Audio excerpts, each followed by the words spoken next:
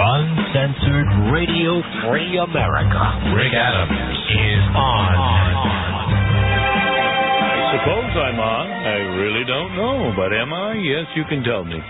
You can dial us in, ladies and gentlemen, right here on the Republic Broadcasting Network. I'm Rick Adams, your radio avenger. And do we have him? He's on the line? All right, I got his number if you don't. And we'll give that to you if you need it. But anyway, we are prepared, ladies and gentlemen, to discuss tonight secret societies. You say, well, how can you do that? I thought it was a secret. Well, not anymore. Because many of these so-called secrets have been betrayed. You see, Satan's kingdom may not be divided against itself. But let me tell you that there is one who is more powerful than Satan, and he always allows Satan to trip himself up. Eventually. Yes. So we will discuss this very subject of these societies, these occult groups, and really how much influence they have over the governments of the world. And once again, backed by popular demand, is none other than Mr. Alan Watt. His website, Cutting Through the Matrix. Good evening, Alan. Are you there yet? All right. Well, he will be here momentarily. He's cutting through the matrix, right? Okay. Well, as you probably know, numerology plays heavily into this factor. Numbers, dates, all of these things are very important to occultists and to Satanists and to those that control the Bush administration, no doubt, the Blair administration. And we have to comment, yes, indeed, we have to comment on, once again, the interesting coincidence of this latest arrest by the government in New York City for an alleged plot to bomb the New York City metro tunnels. And once again, we have a so-called Al-Qaeda operative allegedly confessing. 2 others have been held. 5 more have been identified. And Mr. Assam Mahmoud is a 31-year-old native of Beirut. He's been arrested in connection with an alleged plot to bomb the New York City tunnels. Right on the anniversary, this arrest took place of 7/7. The subway bombings in England. Isn't that interesting, Mr. Alan Watt? Welcome to the program. It's a pleasure, yeah. Yeah, it's an interesting use of numbers and numerology and dates and so forth that always seems to come up in these interesting secret societies and occult gatherings across the world. Governments of the world deal in them regularly, don't they? They can't help themselves. Mm-hmm. That's what it is. They simply can't help themselves. They have to rub it in our face. Mm-hmm. Of course, we always shrug it off. One after the other is just another coincidence. Mm-hmm. But it's just too obvious. It really is amazing that, people who don't know any better, and that probably is most people all over the world, are caught in between the matrix and don't really understand that there is a very clear connective tissue here between the governments of the world. One plays the positive role, another plays the negative, and we wind up getting a synthesis. When we come back, we'll begin with our guest, and he will tell us why. Alan Watt, Cutting Through the Matrix. I'm Rick Adams. Don't miss it. All right, we're back with Alan Watt, Cutting Through the Matrix, and that's the website. Alan has been studying for a number of years, and originally, I guess you're from Scotland. Is that right, Alan? That's right, yep. And you are here now, where, in America? I'm in Canada. Yeah. Right, okay. Actually, you're correct. We are America now. Well, you're part of North America. Yeah, because they signed a deal over a year ago in March. Right. You take the countries. Right. I want to spend a few moments before we get into a little bit about your background for new listeners, and it'll all fold together. But I have to read the reportage, the media reportage from the AP, the American Associated Press wire services, about this latest arrest, about this alleged plot, because, you see, when I mention the names and what they say, it'll all fit together now, and you'll get an idea that, once again, this whole thing is nothing more than an orchestrated event by the governments of the United States and, of course, Europe as well. They say a terrorist plot to inflict death and destruction by attacking New York City train tunnels used by tens of thousands of commuters each day was thwarted before the men could travel to the United States, authorities said Friday. 8 suspects, including an al-Qaeda loyalist, arrested in Lebanon, 2 others in custody elsewhere, and hoped to pull off the attack in October or November, federal officials claim. But federal investigators working with their counterparts in 6 other countries intervened. It was never a concern that this would actually be executed, said Homeland Security Secretary Michael Chertoff. Quote, "We were, as I say, all over this," unquote. I don't doubt that at all, Michael.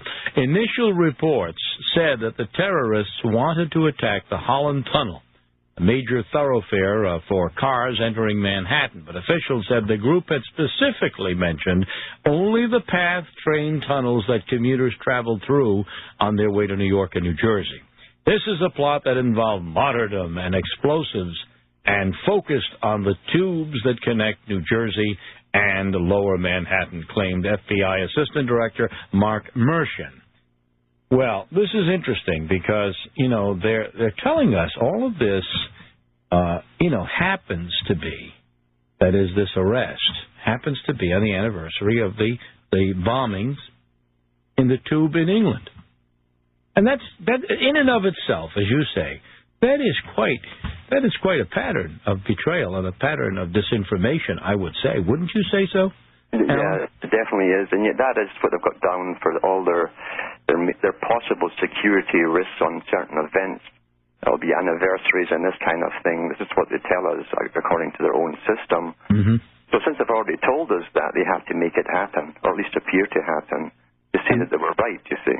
And this on top of the arrest just a week or so ago of other alleged plotters in the Florida case and in the Chicago case, the relationship case as well. Yeah, I mean, all of a sudden now, this election year, the Bush administration and authorities in various states are now conducting these exposés on what they claim to have been the case. Now, of course, you know that these are suspects. These are alleged suspects in an alleged crime. Yeah. And yet, as we look back on the 9/11 situation, we note that in virtually none of the cases involved or related to 9/11 have there been convictions, except one. And that was on a technicality in Germany. But yet, we just saw what happened with the Italian government, which, of course, now has succeeded the Berlusconi government.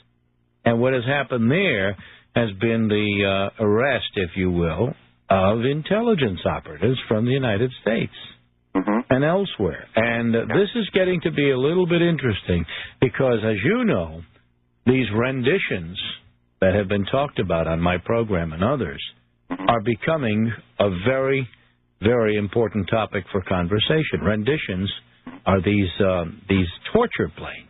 Pick up people, take them, illegally, pick them up, claim they're terrorists, and then take them on these torture chamber missions and do their thing. And, this is interesting because this is what George Bush is all about. And yet, George Bush claims that everything he's been doing and everything this administration does remains clearly within the boundaries of the law. Now, you know, Alan, and I know, that the law is the Constitution of the United States. That's the ultimate law.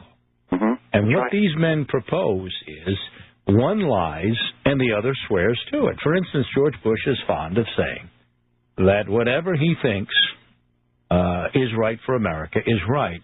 And when he decides that spying or surveying Americans and their habits and violating privacy, it's being done to protect us, it is not illegal, George Bush says. It is certainly within the law that Congress and the administrations, previous and present, have agreed to. And, of course, the average person is not as sophisticated, in general, on hearing that boulder to determine the fact that just because the Congress of the United States agrees to something and the President agrees to something does not necessarily make it lawful. They can pass all the laws they want. And, in fact, even the judicial branch can swear to it. Yes. Still does not make it lawful, does it? That's it. That's it. It's all executive orders and so on. And of course, the whole thing is, this was planned so many, many years ago, this whole Middle Eastern campaign. Because Maggie Thatcher talked about it in about 1990. Yes.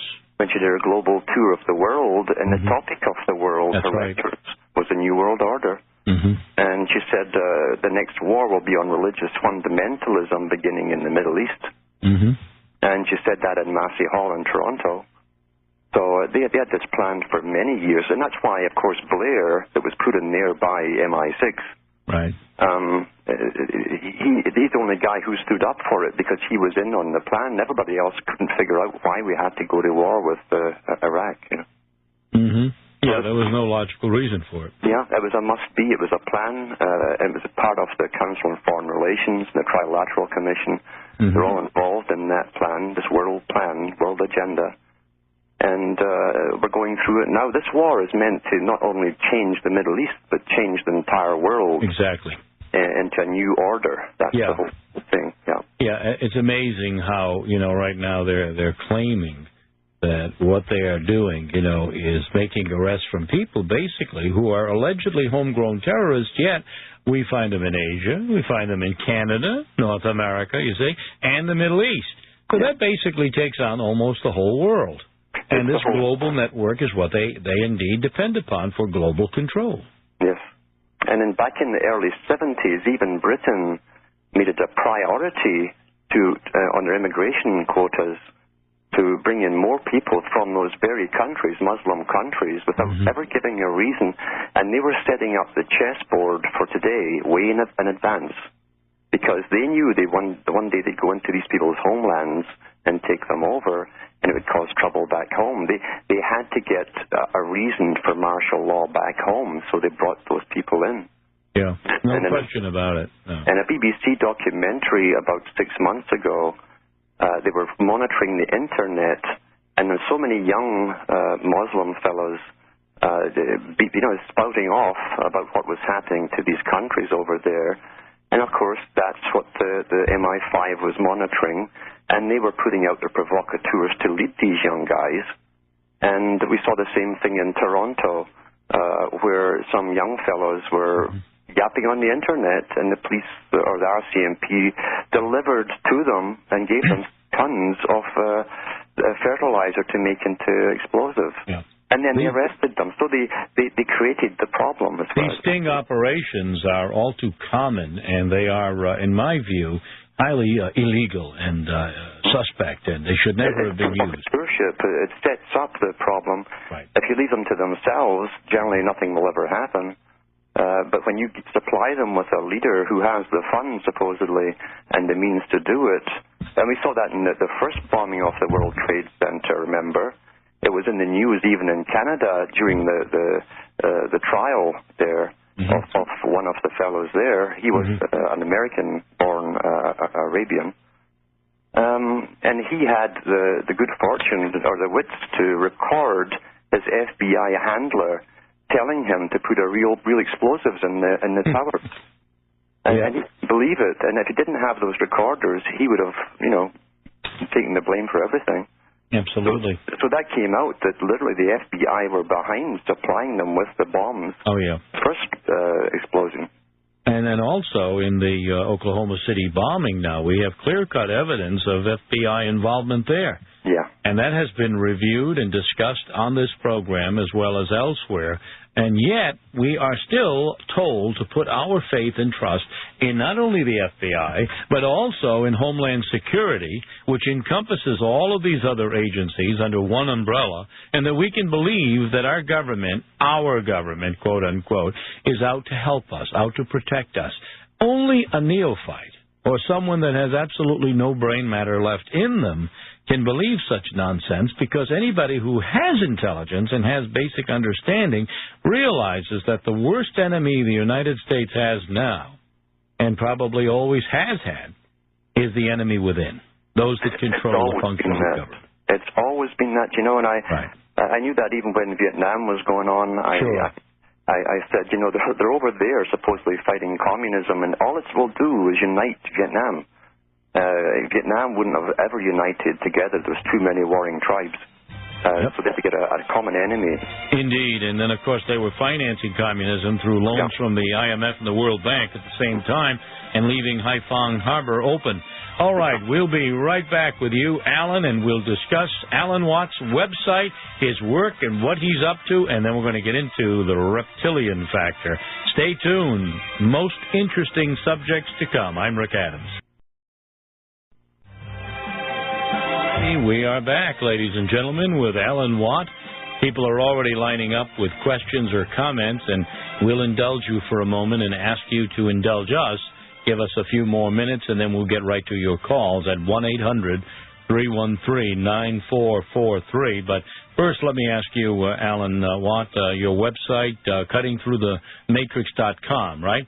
That's right, yeah. Let me ask you a little bit about yourself and how you became so interested in this, and how you set up the website, and basically what your purpose is, what you want to do, how you want to educate us.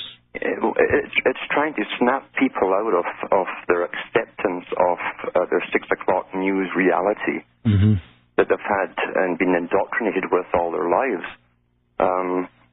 We've been living in a propaganda war our entire lives. And most information is used for propaganda purposes by various sides or whatever. Generally, when you climb the pyramid, you get to the top, you find that there's only one capstone controlling all of it. So our reality is shaped for us by experts who understand this process, this conception of reality, and how to create cultures. There's a science to the creation of cultures, things done through history, that's understood.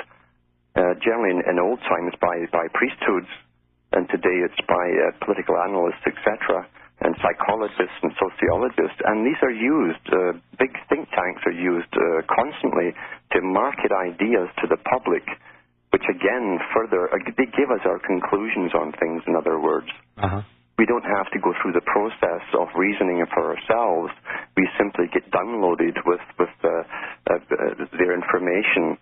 And that's where we get our opinions from on things. This is a science we're living in, and it's been perfected long ago. Yeah, absolutely. And, we've talked about the subject matter of how we are manipulated by the media all the time. We've had some guests on, the subliminal and other ways of convincing us to do a certain thing or think a certain way, even though it's not in our best interest. In fact, it's against our best interest. So people, can be easily, hypnotized or anesthetized or led by the nose. And quite honestly, this is why, democracy has always been the catchphrase of the global elite and basically those that want to gain power, the powerful, the nationals, the internationalists, and so forth, always use the masses to, ironically, take power from the masses.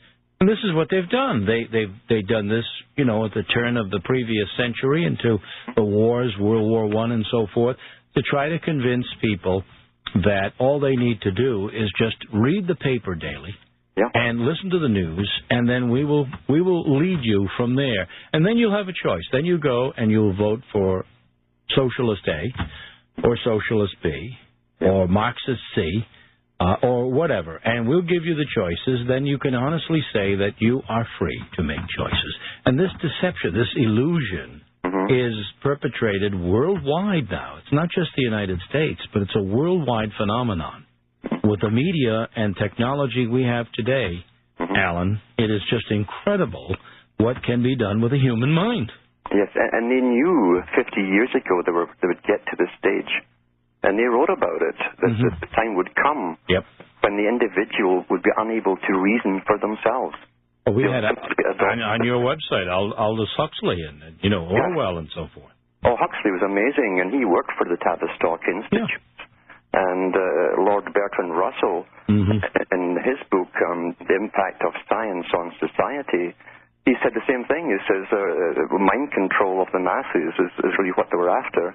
And he said that the masses will be totally ignorant of the fact that they're being controlled. And he also said that they'd have to bring in the big advertising agencies that were specialists, you see, on motivational techniques, making you do something you didn't think about yourself. And so they've blended all these things together, the big marketing groups, with politics, with media, and they market the ideas straight into our heads, and it bypasses our conscious mind. And we haven't even yet talked about the chemical influences, the mind control devices, the brain and nerve endings being manipulated and controlled, all of the science that today is so incredibly developed that, individually and collectively, we indeed are nothing but a bunch of cattle, as far as they're concerned. That's right. And we're being led to where, the slaughter. That's right. And we don't even know it. We don't even know it. In fact, even domesticated cattle, I've seen them the night before they go for slaughter, and they start making one hell of a noise. They know something's up, and we don't even have that. No. It's been bred out of us, or knocked out of us, which is, again, what Arthur Kessler said would happen. Yes. And he worked for the UN think tanks to find ways to lobotomize the brains of people. And he said 13th tribe. Yeah, he also wrote The Ghost in the Machine. Right, exactly. And The Ghost in the Machine was about the experiments that he'd been involved with to literally target that part of the brain that gives you your personal independence, your survival mechanism. He said we can destroy that chemically because the public don't need it anymore. Right, because indeed. The state's making their decisions for them. And, boy, let me tell you, he was right on the money. All right, we'll be back after the break. Plenty of time to talk more, and we'll get into the reptilian factor, and we'll take calls when we return on Uncensored Radio, Free America, with Alan Watt. We are back now with our guest, Alan Watt. We're talking really about the power of the Prince of Darkness, if you will, the power of the Prince of the Air of Darkness, and we know who that is. And let me tell you, the more I read about George Bush, Bill Clinton, John Kerry, and all of the other interconnected global elite, the more I realize that we are nothing more than pawns in this big chess game. Now, I don't know if I sound like I'm oversimplifying things to you, Alan, but that is my basic synopsis of the situation. It's true, yeah. It's so overwhelming when you realize the interconnections of all of these people, family-wise and otherwise, and especially with the various organizations they belong to, and the wealth behind them. You're dealing truly with a big world club here, and they use the public, they feed off the public, they get the public to do what they want for them. And we go off and fight wars for them too, and we always wonder why we're worse off in the long run. It's a good question. You make a good point. I'm glad you chose those words, worse off. It makes me think of when Ronald Reagan asked that question, are you better off now than you were before? You don't hear that question being asked anymore. No. You don't hear Tim Russert asking that question. You don't hear anybody in politics today using that phrase, and I think it's obvious why. Because the answer is obvious. No. We're now looking, of course, at the cost of a barrel of oil now continuing to go up. We're looking at all of these manipulated crises leading to this increase. We're also looking at the dollar falling each and every day, and the cost of gasoline and energy, the economy. Everything is expanding except the value of our money, so-called. That's contracting. That is going down. And I tell people every day on a personal level, in the shops, in the coffee places, and I get up on a podium, Alan, and I make these speeches, and either they want to strangle me or they want to run out the door. They don't know which to do. because it isn't pleasant for someone to get up and tell you that you better look in the mirror and see just how stupid you are, because you've been deceived, you've been lied to, and you have allowed it to happen. Well, the big boys that even wrote about this, they said that they would encourage what they called the egosyntonic behavior, which is you're all supposed to be happy all the time, and you're not supposed to look at the unpleasant things in life. Mm-hmm. And, of course, that's one way to disarm people mentally so that they don't see what's coming. Mm-hmm. You've got to know what's coming in order to avoid it. And they've been teaching the people through advertising and through the culture changes that's been going on that we're supposed to be somehow happy all the time, and that we're being taken care of by experts. We're being trained to believe we're being taken care of by experts. And, we had the Dr. Spocks, in the 50s and 60s, and we were weaned on that garbage, as a nation, and then we find out it was all a hoax.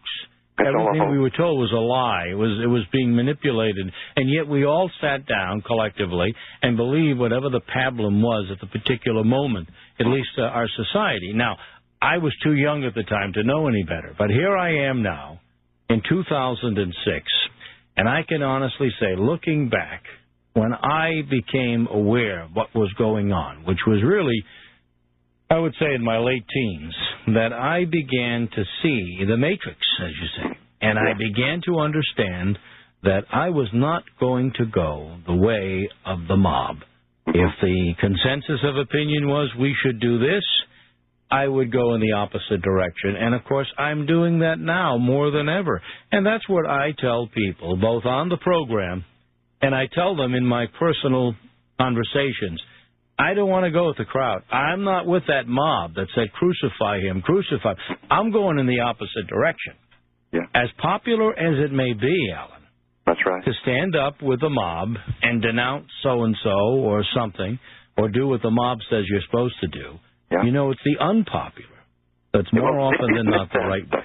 They admit that in the higher learning schools to do with sociology. They admit that it's much easier to control the mass man. Mm-hmm. It's the occasional individual thinker that's the problem, especially if they can communicate to the masses their ideas. Uh-huh. And so that's why a few years ago they classified possible terrorists as being loners, that kind of thing. So that was them covering the tracks, you see, covering all the bases. Exactly. Because the masses want to conform. This is the whole thing. People en masse, they're using tribal techniques on whole nations now, globally. And they're stimulating those responses which were natural at one time, but it's working against us now. And so they're telling us, don't worry, your tribal leaders are in control, they're taking care of everything, sit back and enjoy the ride. And most people, the masses, will conform to that because it's a tribal instinct to obey. And those who don't, we should automatically be suspect of. Absolutely.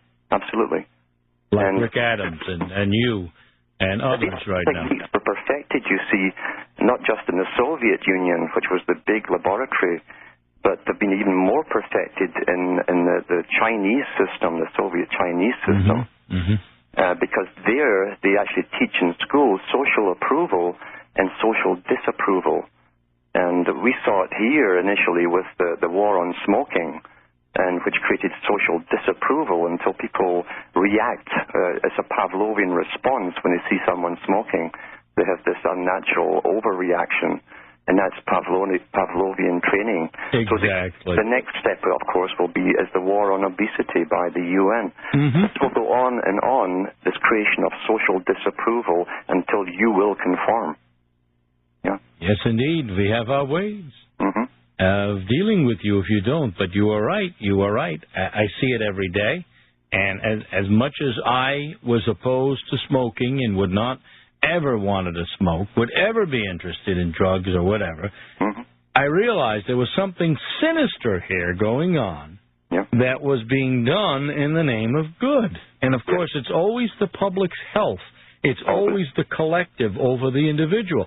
That should be the warning sign right there. That is the warning. That is the warning. It's collectivism, and you saw it too even in the workplace back about the 70s with team players and then special psychological tests to see if you'd be a good corporate team player. Totally, devoted to your company. And so this is the whole thing. It was to create the mass man for the future. A world where it's to be run on a caste system, actually. Yes.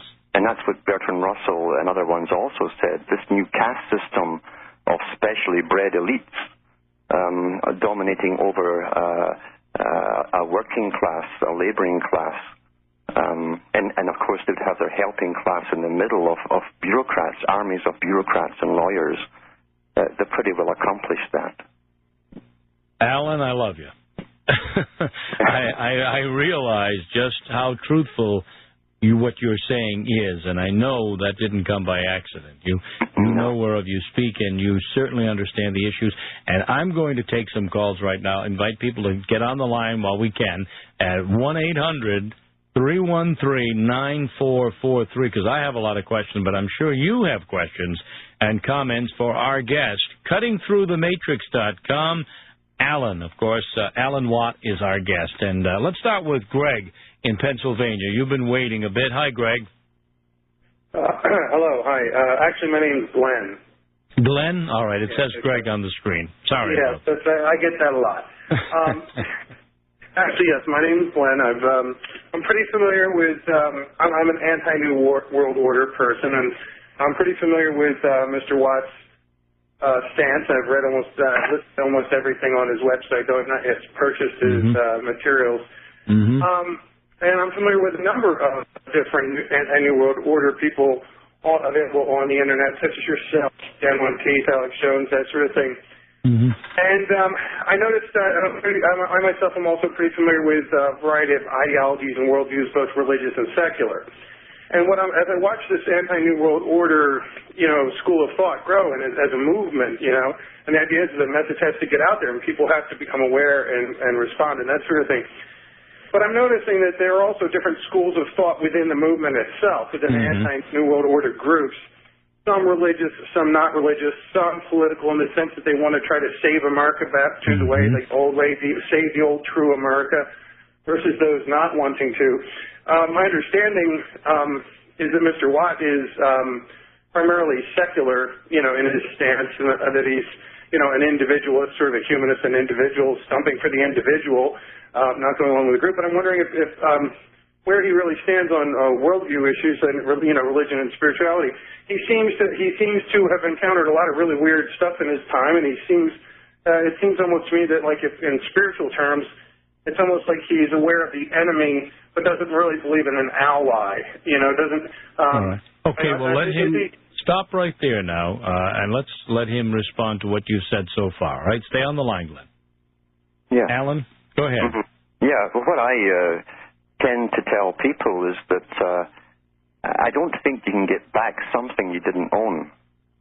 And I tell people or I'll ask them what part or what time period you want to go back to. Because when you go back into history pretty far back, you'll find the same bunch of people, the bankers, pulling the rug even in America. They caused 3 depressions in the late 1800s and wiped out the savings of everybody. And people forget that. That was before the Great Depression. And these were contrived depressions. Yeah. So you have to realize this thing's been going on forever.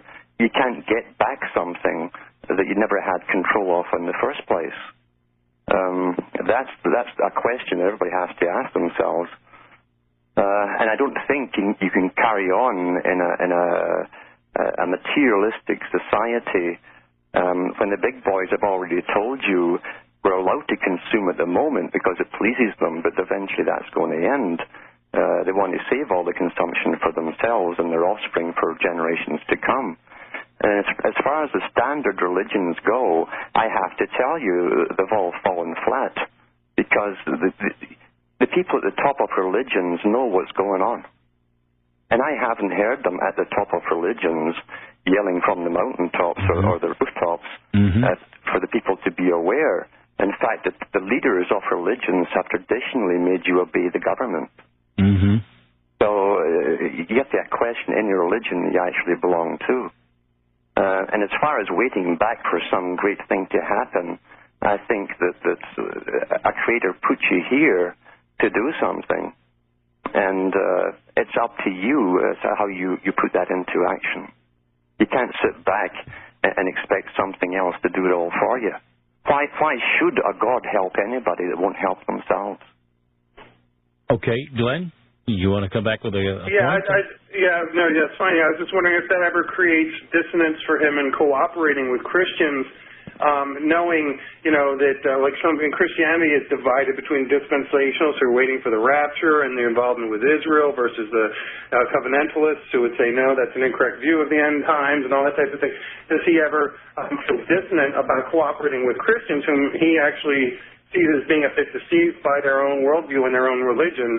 Although, Alex Jones is fond of saying a rising tide raises all ships. In other words, what we have in common is an opposition to this New World Order stuff. But at the head of the New World Order, there really is a religion. I mean, all this, Bohemian Grove worship of Moloch. Absolutely. And it all goes back to the what the Bible says, I believe. Yeah, right. Because much older even. You can find this 5,000 BC, this kind of stuff. Right. And you know what? Just let me interject here. And Alan, if you really read the scriptures and what Jesus said very clearly, he was denouncing mostly the religious leaders. Not even the political, but the religious. I've really wondered why Christians are following someone they believe was killed for standing up to the corrupt system of the day. Mm-hmm. It astounds me, and yet they're the most conformist people of all. Well, yeah, absolutely. And they are part of that same elite that is hobnobbing with and coalescing with the very people that were responsible for putting Christ on the cross, and they're worshiping at their feet. They're worshiping the sons of Cain, and they're sitting there saying, this is the right way. Now, anybody who gets in the way and doesn't believe this is a terrorist, is an enemy. This is implied in everything they say. If you listen to Jerry Falwell, you listen to Pat Robertson, certainly Pat Robertson has distinguished himself as one of those who is obviously connected with the New World Order. And others as well. Then you'll understand what they're doing is leading people astray. And those little old ladies, those nice people who take their money out of their bank accounts and give them to Robertson and give them to Falwell, and all these other people really don't realize how they're being used, and that's a tragedy. But God help those who are using them. God have mercy on them if he can. Yeah, and also, you can't buy your way to heaven. See, a lot of these people, I've talked to many of them, and they're often fearful about their own lives. I find they really don't have much empathy for other people's. And I keep telling people, if your country's bombing people anywhere on the planet, you've got to have empathy with those people. If you have no feelings for the little people who are getting killed all over the planet, then who should cry for you? Tell me that. Yeah, exactly. And then we look at 9/11, whether you believe any of the government theories or not, you have to realize that we're seeing a boomerang, the boomerang effect. Jesus said that. They're becoming desensitized in a big, big way to violence. Absolutely. And that violence will end up on your doorstep. Right. And then they're being cultivated to return with hatred. And, you've heard the breast beaters, the chest thumpers, and they say, let's go bomb them all. The only thing we need to do is go and kill all of the Muslims, kill all of the Arabs, kill all of those that don't love us. And this is all done with the cross of Christ. That's right. I mean, it's all done saying, amen, brother. See, this is a crusade. Exactly. This is a continuation of the old Templar Crusades. Because the Templars were actually standardizing the world in their day. They had taken over most of Europe and the Middle East. And they were pushing towards a world system. And they also controlled the banking system of their day. Yes, indeed. And they were the first ones to give checks out instead of cash. So this is a continuation of a lot of the same old families that are descended from them, in fact. The money changers, they never quite left the temples, did they? Never. All right. Hey, Glenn, we got to move along. We got to break. Thank you. William in Pennsylvania will be next. We'll be back with more calls. Don't forget our toll-free number, 800-313-9443. We are going to get into the reptilian issue with Alan Watt coming up next, cuttingthroughthematrix.com. I'm Rick Adams. Stay with me. We're back. And Alan, you're still with me? Yeah. Okay. We have, by the way, we have a caller in Ontario. Madam Producer, I think maybe we should take that call first. I think we should. All right. Tom in Ontario, you are on the air with our guest, Alan Watt. Yes, Mr. Adams. I listen to your program quite often, and this second time I have heard your guest, Mr. Yes. Mr. Watt. Watt, yes. And his website, you say Cutting Through the Matrix? Yes. The Matrix, yes. Cuttingthroughthematrix.com. Okay. I have a problem with spelling, so if you would spell the matrix for me, please. Sure. Go ahead, I will write it down so that, just one moment. All right. Okay. It's Matrix is M-A-T-R-I-X. Okay. Thank you. Thank you. That's all you wanted to say? No. Oh, okay. I also heard Mr. Watts mention Arthur Kessler. Yes. I have a book by Arthur Kessler here called The 13th Tribe. Yes, I alluded to it earlier. Have you have read this book? Yes, I have. A long time ago, though. Oh, yeah. Well, I'm sure that this book is suppressed in Ontario libraries. I don't think it's very available. Well, that's true in a lot of places, not just the Ontario area. Right. Yeah, and I would like to ask Mr. Watts if Arthur Kessler's collected works have been published. Okay. Yes, they have. Kessler himself, remember, was a member of the higher occultic group. Yes. They employed authors by huge foundations. They employed authors to write books, fictional and non-fictional, along a certain path to influence public opinion. Yes. And Kessler had been a Soviet officer under Stalin. Yes. He oversaw part of the murder or starvation of the Ukrainians. Mm-hmm. And he said himself in his own book that he felt nothing at the time. And then when you read The Ghost in the Machine, where he works at the United Nations on ways to physically lobotomize the public for world peace, you find that this man hasn't changed at all. He learned nothing his whole life. He was unemotional and a power freak. Yeah. And believed that the intellectuals had the right to literally do what they wished with the masses. Yeah.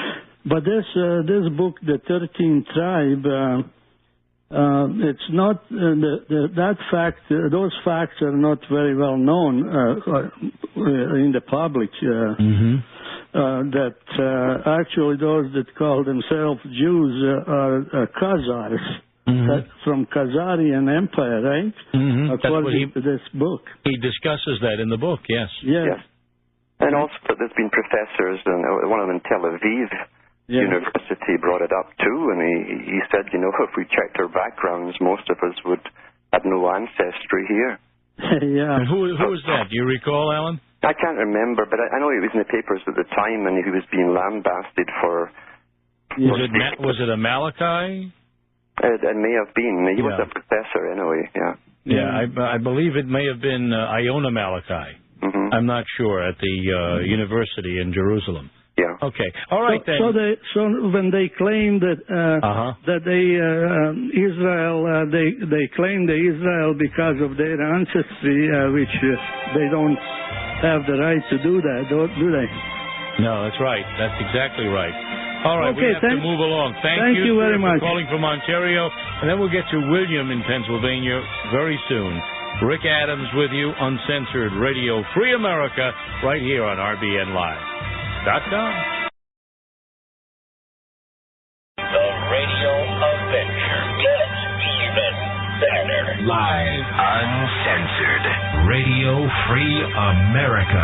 Another exciting, informative hour is warming up. fire. And that we are, ladies and gentlemen. Alan Watt is our guest. Yes, indeed. CuttingThroughTheMatrix.com. Alan, on your website, you obviously deal a lot with the subject of, how these particular souls, if you will, have been involved in demonic activity over the years. And one of the things you have brought up has been the reptilian factor, I guess, right? Yeah, well, I get so fed up hearing the New Age spin on things, which is all designed by the same people at the top to create more confusion. Right. You see, counterintelligence works by gathering intelligence. You gather intelligence from just ordinary places, coffee shops, etc. Britain was famous for this technique for centuries. And they employed spies just to go into countries and gather gossip, basically. And then they'd put out, they would gather what was being said. And when truths were being spoken about concerning Britain, then they would bring out people who would lead the charge against Britain, saying all the right things, but then spinning it off into some other dimension, you might say. And this same technique is used today. The New Age movement is tremendously huge. It's massive. It's influenced so many people, beginning primarily in the 60s, but on the go beforehand, of course. And so they've given heroes to the New Age who pretend to expose the world order coming into view. But then they wrap up the truths that everyone's getting a hold of and adapt aliens into it, or reptilian people, and this kind of thing, and they make it farcical. And you discredit the truth by mixing it with that. Oh, yes, and there are a few who do that. That's standard counterintelligence. Oh, absolutely. But, I mean, that's a see-through for me.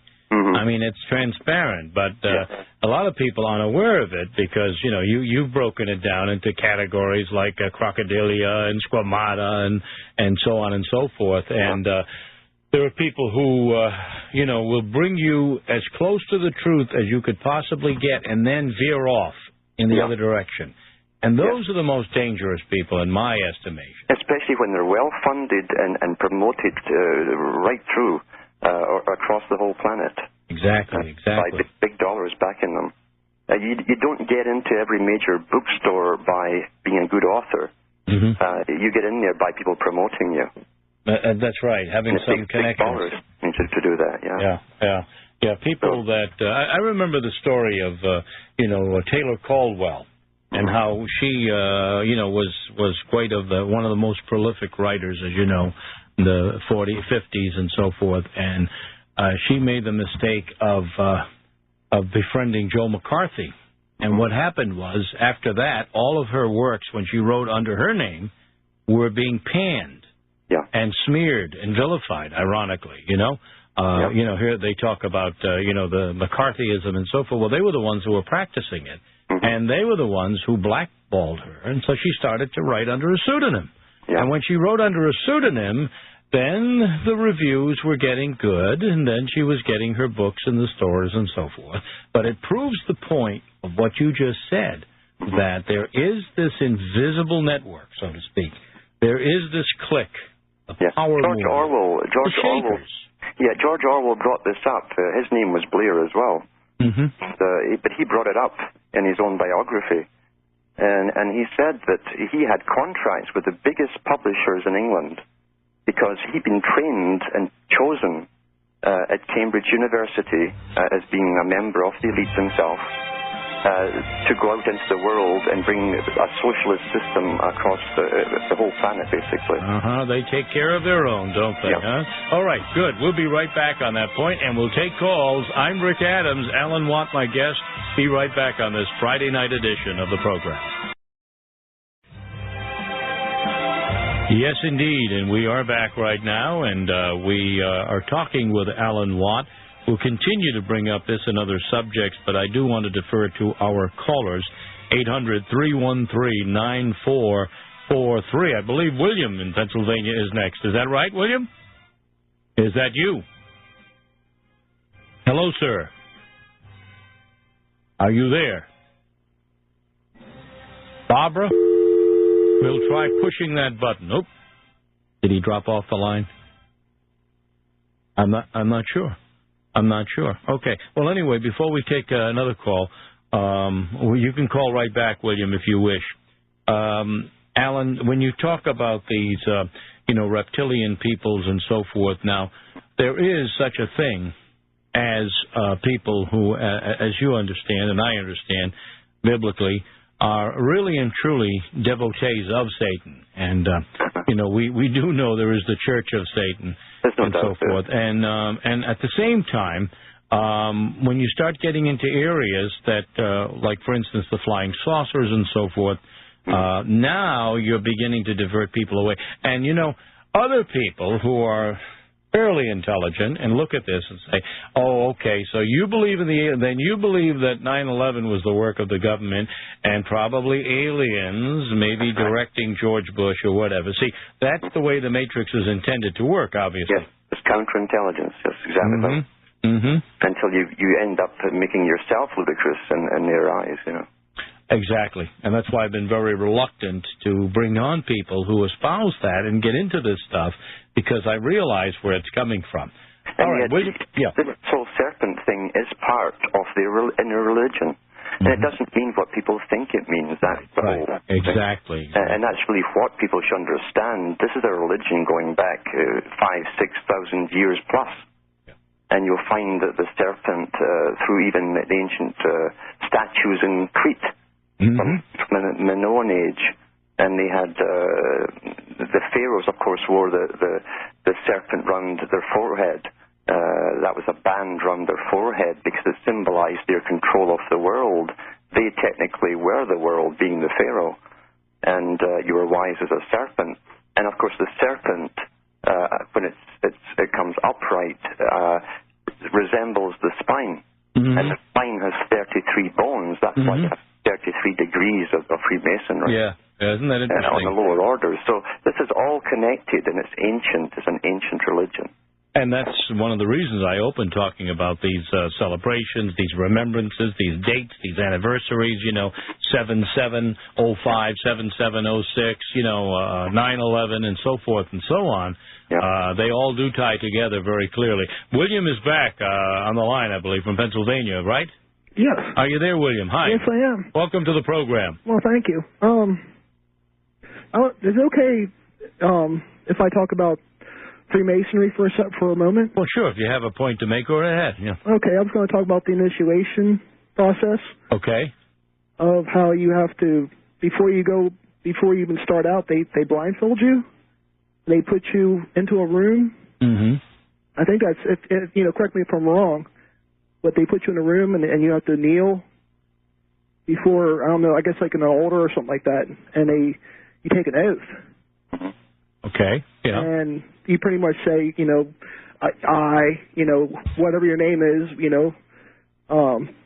they go through the whole thing of, the initiation, and then they take the blindfold off, and they say, okay, you are now, Freemason or whatever. But I was just wondering, I was going to ask Mr. Watts, if he knows anything about the initiation of Skull and Bones. I mean, I know about the coffin. You have to go into a coffin. Yeah. But what's the process? I mean, what's the? They're all the same. They get hoodwinked. That's what the hood represents. Part of it's the candidate himself has been tricked. He's been hoodwinked in the lower orders. So he's blinded. He's asked what he wants by the master. The master says. He then replies, "I want the light." And then the hood is taken off. He's risen by the master's grip. He pulls him up. And he's then welcomed to his brothers, his new brothers. It's an international brotherhood. You give up who you used to be, and you now belong to an international brotherhood. That's the purpose of it. So the Skull and Bones is exactly the same. It's only a more noble order of elitists who do have a grasp of power. They shoot up into higher ranks of the noble orders of Freemasonry. They become the movers and shakers. So that's the only difference. The lesser degrees or lower Masonry is for the middle class and for the helpers in society to keep this system going, their system going. That's his prime motive. But you'll see part of the ritual in the Pirates of Penzance, the opera. because they actually showed you it on the stage, where the apprentice sailor, who was an orphan, meaning a widow's son, and of course he's got his breast exposed, right breast, his left trouser pants bare, he has no sandal on his foot, and that's how you're dressed for the initiations into lower orders as an apprentice. And then he's put on a flag of the skull and bones that represents the death, and then he's risen up by the captain of the ship, and he's now welcomed into the fraternity, the brotherhood. So they even show you that on stage. Yeah, and in the film version as well. Yes, in the film version too. The British film, yeah. This is your standard tongue-in-cheek joke that they have for the public's point of view. However, I know Masons who above 33 degrees, and I know ones, lots of them up to the 32nd degree as well, which is common. And even the ones who have denounced it have a hard time feeling that they're free of it. Something else has got a hold of them. And one of them has told me this, that it's as though there was some kind of psychic connection to the lodge. And of course, the mystery part is when you're touched in the chest with the point of the sword, and some of them still use a big compass, the Grand Master, using iron, which is the old magical iron thing, transfers part of you through him, through the steel to himself, taking a circuit into the actual foundations of the lodge, so you're never truly free of it. And that's what some of them claim, you know. You also look at, like, the La Cosa Nostra, the initiation into the mob, and they do very similar things. It's the same thing, because, see, Albert Pike, who created this, well, he wasn't the founder of the Scottish Rite of Freemasonry. Neither was any Scotsman. It came from France as part of the Grand Orient Lodge of France. The Jewish sect is the B'nai B'rith. They were chartered as a Masonic lodge by the Scottish Rite of Freemasonry. And they all go back to the Grand Orient Lodge of France, all these ones. Yeah. Okay, William, did you have another question? Well, yeah, I was going to ask Mr. Watts if there's actually, there's higher degrees in 33? Yeah, we're going to get into that, too. Go ahead. Okay. Alan, how high does it go? How many degrees are in a circle? Because you see, that completion is 360 degrees. Right. And 3 and 6 is 9, you see, which is completion in the Kabbalah. Yeah, right. And that's the symbol of the serpent again, the snake eating its tail. Yeah. It is fascinating. It does fit very neatly in symmetry, doesn't it? Oh, yes. This is all mathematical, Pythagorean, etc. Yeah. Fantastic. Okay, William, thank you for your call. Let's take another call now. Dwight in Maryland. Hi, you are on the program with our guest, Alan Watt. Hello? That's you. Yes, you're on the program, Dwight. Hi. I have several points. They may seem a little bit combative here. That's all right. We can take it. Okay. I think Alan needs to define his metaphysical worldview in maybe 50 words or less, and I'll go on to the next thing. All right. We have an issue of the person who is a sociopath and who has never been defined in academic psychology because they are successful sociopaths. I'd like to hear what Alan thinks about that. Number 3 issue is...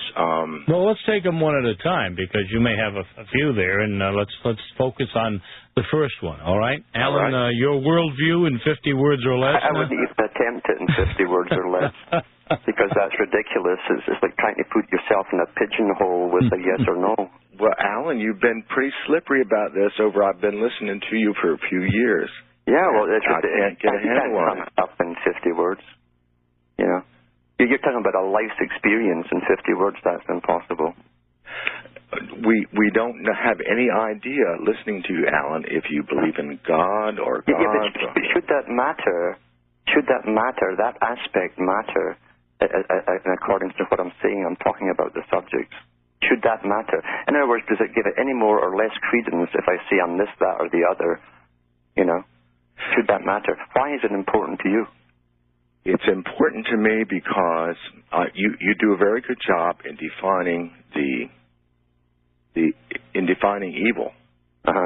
And I think we after listening to you for a while, after our own experiences, we can begin to get a picture of that. Yeah. Okay. Well, that leads to the second question. That's more important, really. Now, as far as not defining sociopaths, that isn't true.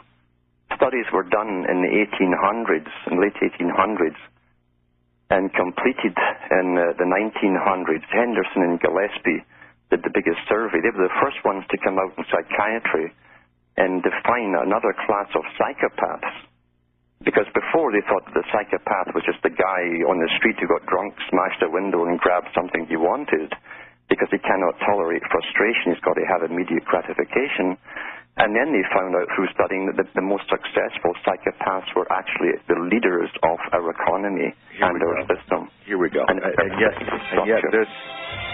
All right, gentlemen, stay where you are, Dwight, and we will pick up on these points and others with our guest. All right, Alan, you stay where you are. We'll be right back to pursue this little tiff here and find out exactly where we meet. All right, Rick Adams, Radio Avenger, the Paul Revere of Talk Radio. We will be right back. Back now, ladies and gentlemen. We have our caller on the line, Dwight, and we have Alan Watt as our guest, cuttingthroughthematrix.com. And, well, I see, Dwight, that you are a little bit skeptical here, and you are, I guess you're not satisfied completely in what Alan is telling you?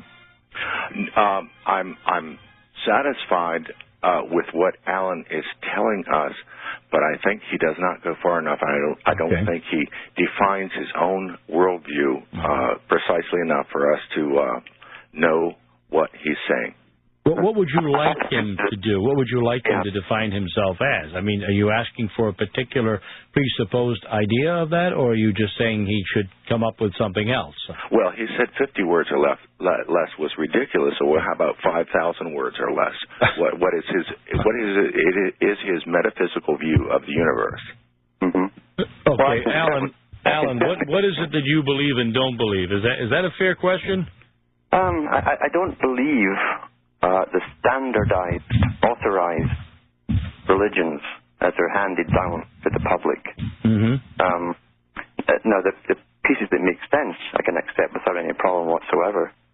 But the rest of it that's meant for conformity, I don't. Plus, I know far more about the regular religions than most people that follow them. and it's not a boast. I've really, really delved into them. I know the exoteric and the esoteric aspects of these religions as well. And they really do exist.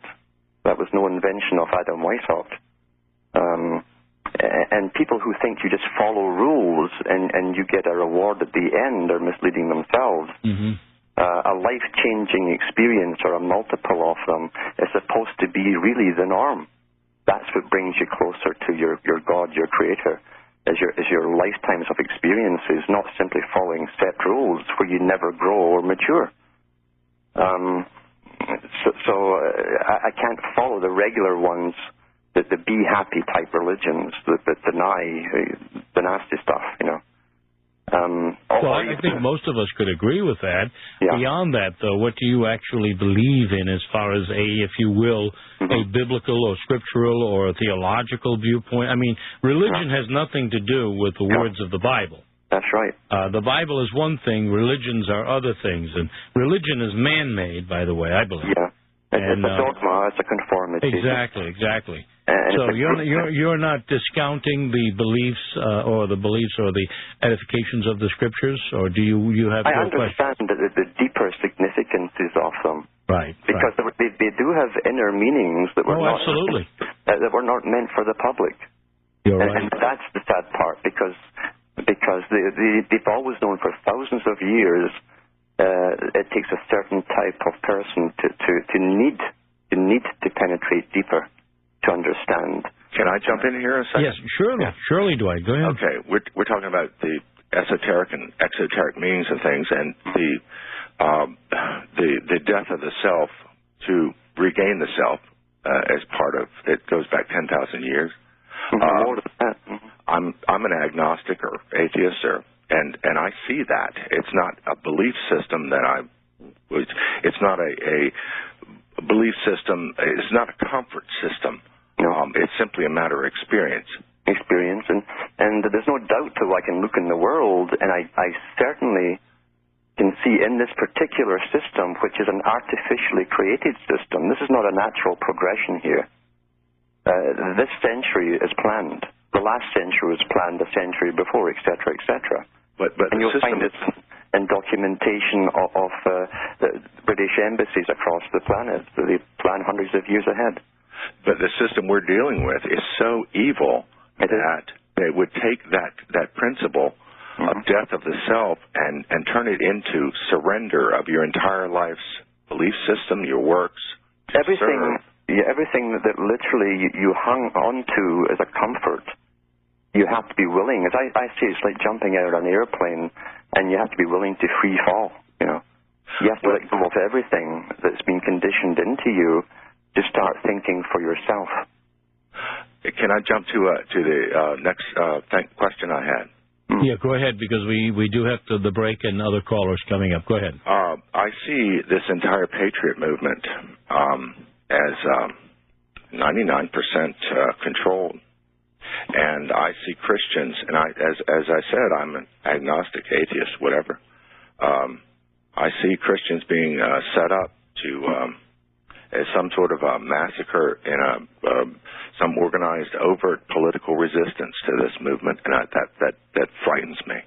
It's been set up, definitely, and not only them, they're setting up the Jews as usual. They're setting up the Christians. They've got the Muslims fighting with the Christians already, and at least titular Christians. And they've got the whole chessboard set up for the final war here, and they're using traditional means to get it into play. And the public are responding exactly as they knew they would. So this makes me want to run around going, what are we going to do? What are we going to do?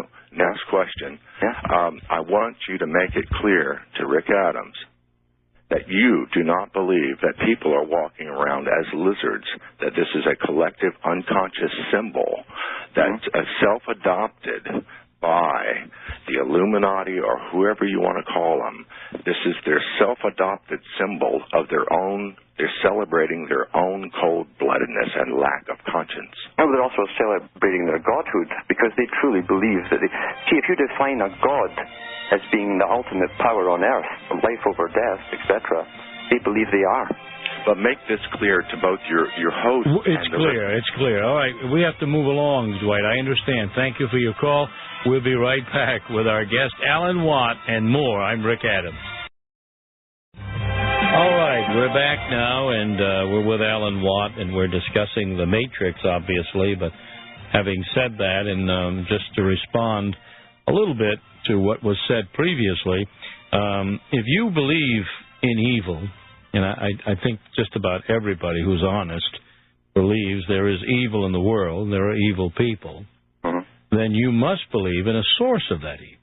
See, evil is not the physical world, it's the spiritual world that exists beyond what the eye sees. Yeah. Now, if that exists, and it does, then you know the opposite has to exist for that purpose. You see, the balance, the positive and the negative.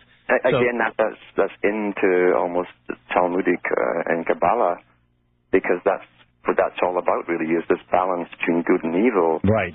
And one overtaking. In fact, in the Talmud, technically, or the Kabbalah, there's no good or evil. It's all how humans perceive the outcome. Right, exactly. It's Machiavellian, too. That's right. So you're dealing here with religions within religions, you might say. Oh, exactly. And you see, all of this can be explained, as you were alluding earlier, in the scriptures, the Bible that has been preserved throughout the ages, by understanding that the words do not necessarily have meaning to people who read them. In other words, I could be a scholar, I could read the words and not realize the meaning of the words and the symbolism, because the scriptures are a symbolic book that also use a mathematical formula. Yep. And there's a symmetry to the scriptures and the Word of God, as far as I'm concerned. That's what I believe. And it explains what we're talking about right now. And there are mysticisms in the scriptures that need to be talked about. That what we see ourselves, every generation, I think every generation has been kept in a turmoil, either financially, depressions, or wars, or both. And peace has never been granted to any single generation because government loses control over the public when there's too long a period of peace. Right. Government, in a sense, uses this excuse, we're here to protect you and defend you. Right. And if there's nothing happening, it's kind of hard to justify the taxation and their authority. You see, that's a good point, but long before governments existed as governments, there was still this angelic conflict going on, this war between good and evil, man being, put on the earth for a reason, and the world that was before the world that exists now, the spirit world, which probably most fundamentalist Christians don't even believe in or don't even know about, the scriptures and how to read them and what it says about the world that was and the world to come. The pre-flesh age and the spirit world is actually a world that existed long before man was created and long before the differences of men. Adam and Eve were, you could argue back and forth. We're not the first parents of all of the inhabitants of the world. They were created after, much later than others, like the blacks. Well, that's why it's go forth and regenerate. Right. Populate. Exactly. There was somebody there before. Exactly, but I just wanted to clarify one thing about the reptilian thesis. I'm not saying that I'm giving it credence in the sense that there are reptiles or aliens that are coming. What we're saying, at least what I'm saying, Alan, and maybe you can clarify it, is that, yes, indeed, these people are of a satanic nature, many of them. They do worship Satan, whether overtly or inadvertently, and they do practice satanic activity. And all you have to do is just look at the murders, the genocide they've created over the ages, dividing. They're still doing it. I mean, they're doing it now. Yeah. And so blood sacrifice is a big part of their religion. Yes. Blood sacrifice. And of course, their belief is also that science is going to partly be the savior. Yes. Under their guidance, of course. And yet, with every century that passes, the wars get bigger and bloodier. And and so, all they can really ultimately do is cause destruction. Yeah, they give us false promises that they can't deliver on. That's right. And they realize that people forget this, don't they? They keep talking about it. See, these guys really believe they're going to create a utopia. Yes. But it's for themselves. Right. And up until now, we have been the problem. How to keep us happy and I agree. And work for them at the same time. So the next type of human, and that's what they say in their own religion and all Masonry, to perfect that which was left imperfect. That means the ordinary Joe. And everything in nature is to be reconstructed into a perfection that it hasn't seen before. Because these people do, at the top, believe they are gods. They do believe this. And this serpent thing goes back, as I say, for thousands and thousands of years. It's a solar deity. It's the secret of the esoteric myth of the stars. It's a timetable. And, of course, Draco was the dragon symbol of the North Pole. And as you spin the Earth and you follow it, it creates this coiled drawing. If you actually followed it over the course of the stars, Draco makes the coil of the serpent, and that was called chaos because we wobble as we spin on our axis and on planet Earth here. So that's what they meant by chaos. So chaos reigns in the north, and to them, of course, Jehovah represents the old deity, the dragon, you might say. Which was necessary to give laws to a primitive, barbaric people. That's what they claim. There's nothing new under the sun, as the scripture says. All right, let's take some more calls for Alan Watt. Dan in Houston, hi, you're next on the program. Thanks for taking my call, Rick. The previous caller said he was an agnostic, unfortunately, but I think, like you, Rick, I'm a true believer, a Bible-believing, intimate, personal relationship with Jesus Christ. And are you there? Yes, I am. Yes, I'm listening. My concern is the reason you might want to know something about Mr. Watt, and I've listened to him many times. He's very interesting, but I believe that our sole goal in this world is to have a personal, intimate relationship with Jesus and let the Holy Spirit lead you into all the things He wants you to do. And anything we do as far as acquiring worldly knowledge or being involved in social or political activism or any of these debates and talk shows and all these things, I think if it's not grounded in Jesus Christ, it's not honored by Jesus, and it's it's void. It means nothing. And I'm not trying to be dogmatic. I'm just saying, much like I've heard you talk about, Rick, that our primary goal for the people we love and for everybody around us is try to get them to worship and follow Jesus Christ and have an intimate personal relationship with Him, and then the Holy Spirit will guide you into all the things He wants you to do. Anything we do on our own, whether it's a Mother Teresa or Gandhi or someone like that, if those works and humanitarian efforts and all the good things we know and do and everything, if they're not done and grounded in Jesus Christ, I don't think Jesus is going to honor it. And because we love Alan Watt, because we love all the other people in the world, and we want them to come to the answer that we know is true, without us putting that primary in our life, because life is short, then we're doing them a disservice by saying, yeah, let's talk about this issue, but without putting the number one issue there. If we don't have a relationship with Jesus Christ, we're going to spend eternity in hell. And I had another point I was going to ask, but if you could just give a comment yourself for Mr. Watt, I'd appreciate it. Well, you're talking to both of us, so let him respond. Yes, let Alan respond. Go right ahead. Dan. Yeah. Well, put it this way, here's another thing, too. If I got 100 Christians together and asked them to define their relationship with Jesus, I'd get different answers. So you're almost legalistic. Your statement is a legalistic, very legalistic type question. It's more dogma than anything else. It's not a mental assent. It's not an intellectual concept. It's an actual spiritual happening that occurs to you. The true believer gets a true experience with God and receives the Holy Spirit. It's not professing creeds and dogmas and going to churches and all these things. It's a personal relationship, and when you find that and you understand that answer and your eyes and ears and heart are open, you want others to have it because you care about them, and that should be our primary goal. And along the way, the Holy Spirit leads us into certain things like Rick's doing, and humanitarian work and activism and things, but all the things we do prior to that is it's of filthy rags. It's of no benefit, and we're wasting everybody's time. If everybody goes to hell and they have a knowledge of all the problems of the New World Order, and yet when we die, most all of them go to hell because they don't have a relationship with Jesus Christ, we failed. Because I love you, and I love your family and friends, and I love Rick, and I love everybody else, I want them to find the number one answer. After that, the Holy Spirit will lead you into all the things you need to do. Because I care about you, I want you to get a relationship with Jesus Christ and save yourself and your loved ones and everybody else, because that's the only thing that's important in this life. Dan, thank you very much for that, and I'm not arguing with you at all on my personal level.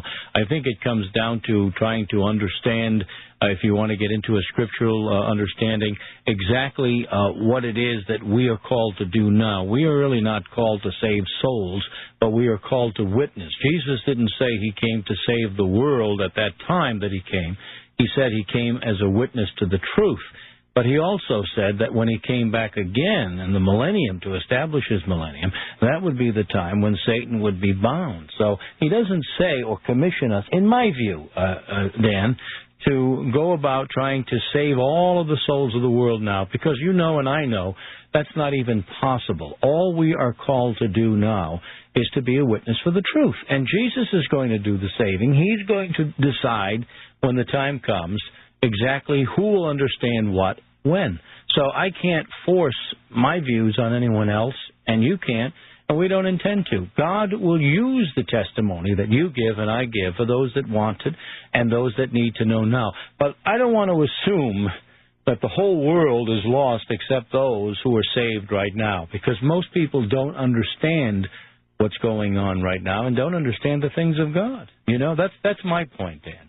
You think everybody's going to have an opportunity when we go into the millennium? Well, everyone will be given their first chance to know the truth. Most people have never had that chance now. Only the elect or the called out, as the Scripture says. Well, that's good. I'm glad to understand, because it's very confusing and religion's taking the opposite position of that. And well, of course. The scribes and the Pharisees today are building churches. And if you notice what they're doing, too, what they're doing is because they've come, into my area of New England from the Baptist South and so forth.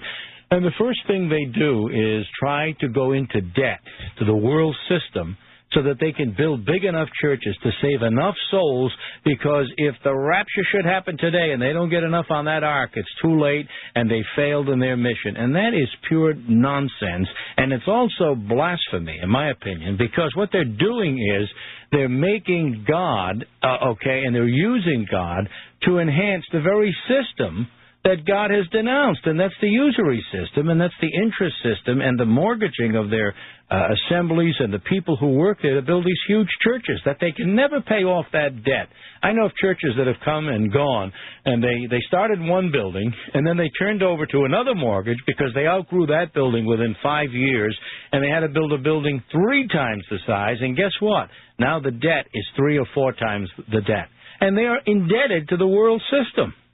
They're not paying as you go, you see.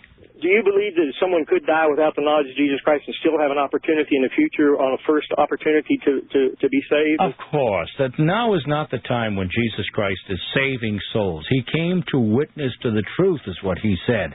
He said his kingdom come, and his millennial kingdom will begin the time when the world will hear the true gospel without Satan's control over the world. Right now, the whole world is deceived, it says.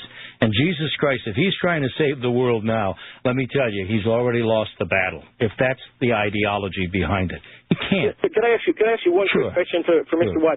Could he explain this idea about the reptilian, the genetic code? Did it actually come from the Watchers or demons? Or is there actually a genetic code in certain people that makes them behave demonically, or is it a spirit thing, or is it a molecular genetic? That's a good question. Very good question, Dan, and I'll let him answer that, okay? Thank you, brother.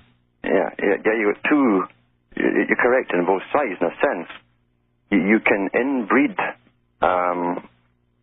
personality, you might say, or traits into people. Plato talked about it thousands of years ago, of breeding people along the ways of domesticated animals for specific tasks. And just like you can, if you want a Labrador for a particular reason, you inbreed that type of dog. If you want a watchdog, you'll get something more ferocious. And the same thing happens with people. The elites have been inbred with specific traits that they're pretty. And this is a big debate: is psychopathy an inherited trait? So that's one point. It could be something that's passed on through interbreeding. So, and they definitely manifest the psychopathic traits. As far as a DNA goes, that's nonsense. That's put out by the other side, too, to ridicule people. Very good. Okay, that's an excellent point. Joe in Rhode Island. Hello, Joe. You're on the program. Hi, Joe. Here's my Bible guy, eh? Hey, Joe. Alan, you're coming in loud and clear. Oh, good. Jesus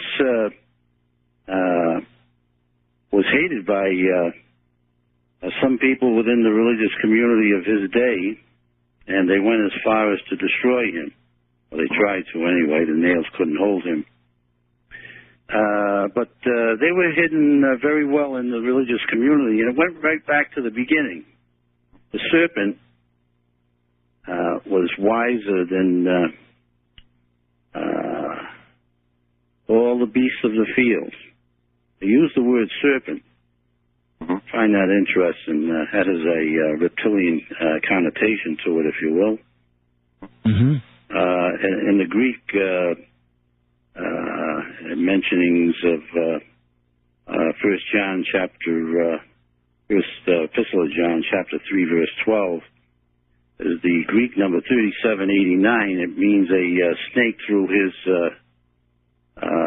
sly and cunning. Mm-hmm. The prime root of the word goes to gaze with eyes wide open. And that was one of the characteristics that these type of serpent people had. Mm. Very true. Also, Jesus cursed them from the soil. In other words, you never see what I refer to as a Cainite, the son of Cain.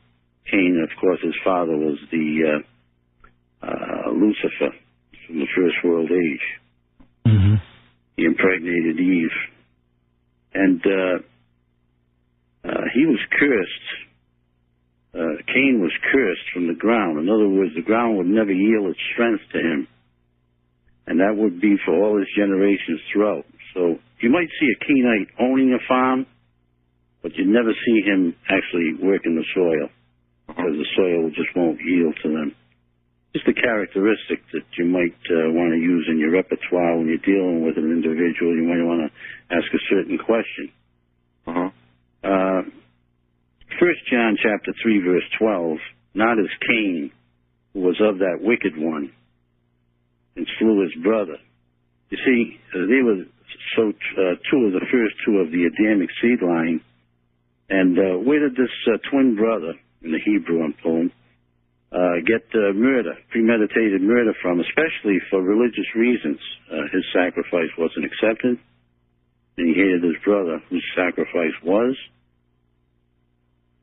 And over in 2 Corinthians chapter 11, verse 3, Paul mentions, but I fear lest by any means as the serpent. And this word serpent is nakash in the Hebrew. I'll go into that a little bit on the return. Can you stay on the line? All right, I want to finish up on this very interesting points. And Alan, you stay there to wrap things up. I'm Rick Adams, Radio Avenger. We'll be right back. Okay, we're back now, and we don't have too much more time, so we have Joe right now on the line. Joe, go ahead, finish up with our guest, Alan Watt, here. And you were talking about the definition of words, and that's very interesting, what you were saying. Alan, I'm sure you're probably concurring with the deeper meaning of the words here. And yeah, right, all the way back to the Greek. In fact, Soros, that's why George Soros is called that, because that means flying serpent. Isn't that something? He gave him that name. He adopted it. And, of course, you go right back to the Ophite cults in ancient Greece that worshipped the serpent, too. So because the eyes are open all the time, all-seeing eyes. The all-seeing eye, yeah.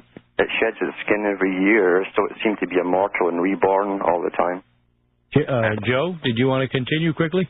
Yes, the serpent also has a common connotation of enchantment in Hebrew. You pull from the Hebrew. And it also has a connotation of the upright one. Right. And certain snakes have that upright appearance. He mentioned that earlier, Used in for hypnotism. Cobra. And Satan would come disguised as an angel of light in 2 Corinthians 11:3. Transformed is the word. Exactly. As an angel of light. Glorious angel. He's flying around. Yes, indeed.